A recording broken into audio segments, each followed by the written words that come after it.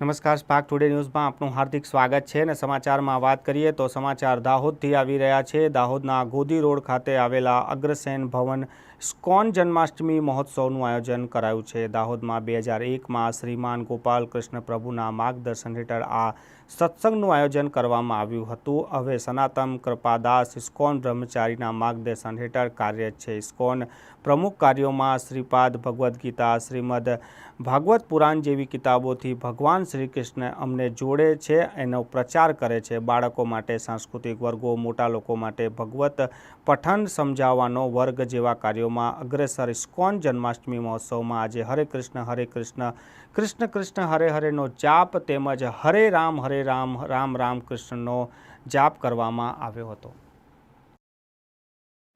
અને દર વર્ષે કૃષ્ણ જન્માષ્ટમીનો અમે મહોત્સવ અહીંયા મનાવી રહ્યા છીએ।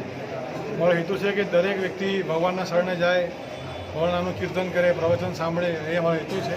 અને ખાસ કરીને આજે અમે દાહોદના દરેક મુખ્ય લોકોને અમે ઇન્વાઇટ કર્યા છે તાકી એ લોકો આવીને ભગવાનના વિષય કરી શકે। અને એના માટે અમે લોકો આ આયોજન દર વર્ષે કરી રહ્યા છીએ। આજે ત્રીજો વર્ષ છે। ઘણા બહુ મોટા લોકો અમે લોકો સહયોગ કરે છે દર વર્ષે। એ જ અમારો હેતુ છે અને લોકો બધા ભગવાનની ભક્તિ શીખે, સમજે અને એ જ અમારું કાર્ય હંમેશાનો રહ્યો છે।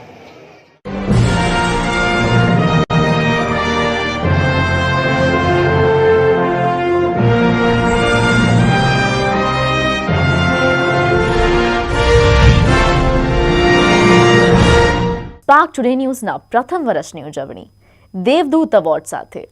પૂરમાં ફસાયેલા લોકોની મદદ આવેલા દેવદૂતો સાથે।